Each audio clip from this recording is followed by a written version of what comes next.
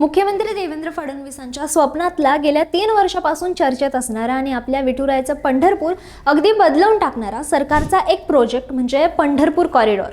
बऱ्याच काळापासून त्याची चर्चा होत होती आणि मागच्या महिन्यात त्याला सगळ्या प्रशासकीय परवानग्या मिळाल्यानं या प्रकल्पाच्या कामाला आता सुरुवात होणार आहे.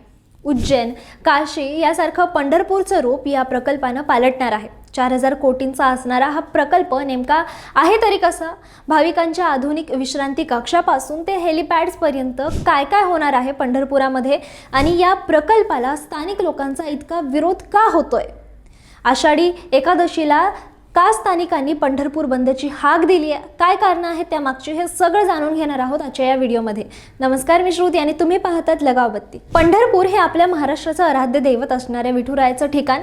हजारो भाविक इथं भेटी देतात. आषाढी आणि कार्तिकीला तर लाखोंच्या संख्येने लोक दिंडीनं पंढरपुरात येतात. विठ्ठलाचं प्राचीन मंदिर इथं आहे, चंद्रभागा नदी आहे आणि अनेक मोठे मठ, मंदिरं, वाडे या गावात आहेत. पण आता या पंढरपूरचं सगळं रूप पालटणार आहे. भाविकांच्या सोयीसाठी सरकारने इथे पंढरपूर कॉरिडॉर प्रकल्प आणलाय आणि आता काशी, उज्जैन यासारखं पंढरपूर बदलून जाणार आहे. काय काय आहे नेमकं यात सांगते. हा प्रकल्प आहे एकूण 4000 कोटींचा आणि 30 महिन्यात म्हणजेच 2.5 वर्षात हा प्रकल्प पूर्ण करण्याचं लक्ष्य आहे. या प्रकल्पानं नुसतं पंढरपूरचं मंदिर नाही तर चंद्रभागा नदीकाठ, प्रदक्षिणा मार्ग, दर्शनबारी, गावातले मठ असं सगळं बदलून जाणार आहे.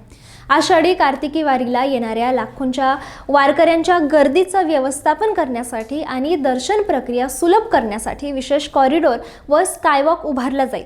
आज जिथं काही मजल्यांचा दर्शन मंडप आहे तो पूर्णपणे पाडला जाणार आहे, कारण त्याला लिफ्ट नव्हती. ज्येष्ठ भाविकांना इतके मजले चढणं उतरणं सोपं नव्हतं. याशिवाय चंद्रभागा नदीच्या घाटांचा पुनर्विकास करून ते अधिक सुबक आणि स्वच्छ केले जातील. भाविकांना प्रदक्षिणा करणं सोपं जावं यासाठी नगर प्रदक्षिणा मार्गाचं आधुनिकीकरण आणि रुंदीकरण केलं जाईल. विठ्ठल मंदिराचं पुरातन लुक कायम ठेवून परिसरातील जुने मठ आणि ऐतिहासिक पाऊलखुणांचं संवर्धन केलं जाणार आहे. तसंच भाविकांसाठी प्रशस्त पार्किंग व्यवस्था, आधुनिक हेलिपॅड, वाहनतळ आणि व्यापारी संकुलाची उभारणी केली जाईल. चंद्रभागा नदीपासून ते विठ्ठलाच्या मंदिरापर्यंत जो रस्ता आहे त्याचा विकास याच्या माध्यमातून सरकार करणार आहे. त्याचप्रमाणे शहरात 14 भव्य स्वागतदारांची उभारणी, चंद्रभागा नदीवर 2 नवीन पदचारी पूल, शहरभर CCTV सुरक्षा व्यवस्था, 3 हेलिपॅड्सची उभारणी, सुसज्ज वाहनतळ विस्तार, पोलीस आणि गर्दी नियंत्रण व्यवस्थेचं आधुनिकीकरण, हिंदू स्मशानभूमी परिसराचं सुशोभीकरण अशा अनेक कामांचा समावेश आहे. पंढरपूरला येणारे भाविक, स्थानिक रहिवासी, वारकरी तसंच महाराष्ट्राच्या जनतेनं या प्रकल्पाचं स्वागत केलं आहे.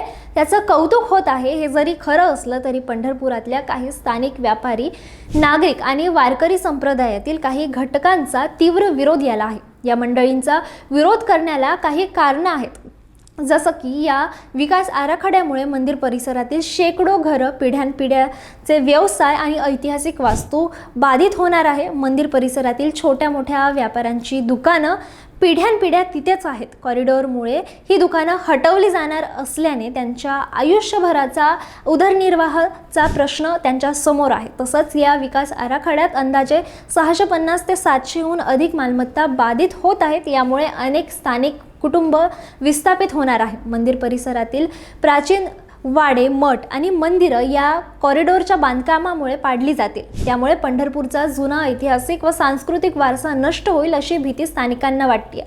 स्थानिक रहिवासी आणि व्यापाऱ्यांच्या मते प्रशासन हा निर्णय त्यांच्यावर जबरदस्तीने लादतोय आणि त्यांना योग्य प्रकारे विश्वासात घेतलं नाहीये. विरोध करणाऱ्या आंदोलकांचं असं म्हणणं आहे की मुख्य शहर किंवा मंदिर परिसर उद्ध्वस्त न करता भाविकांच्या सोयीसाठी शहरातील इतर पडीक शासकीय जागांचा किंवा चंद्रभागा नदीच्या पलीकडील भागाचा वापर करावा. या विरोधासाठी स्थानिक नागरिकांनी पंढरपूर तीर्थक्षेत्र बचाव समिती स्थापन करून निषेध मोर्चे, दुचाकी रॅली काढल्यात. जून महिन्यात प्रकल्पाला सर्व परवानग्या मिळाल्यानं मार्ग मोकळा झालाय आणि त्याच्या आराखड्याचा ग्रामविकास मंत्री जयकुमार गोरे यांनी सोशल मीडियावर टाकलेला AI व्हिडिओ सुद्धा चांगलाच व्हायरल झालाय.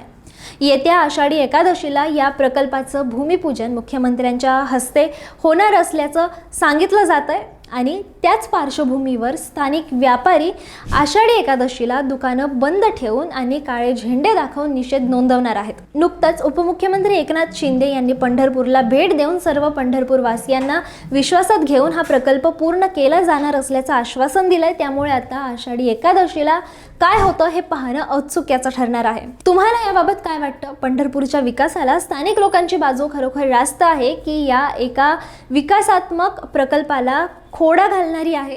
कमेंटमध्ये नक्की सांगा आणि अशाच महत्त्वाच्या अपडेट्ससाठी पाहत राहा लगावबत्ती.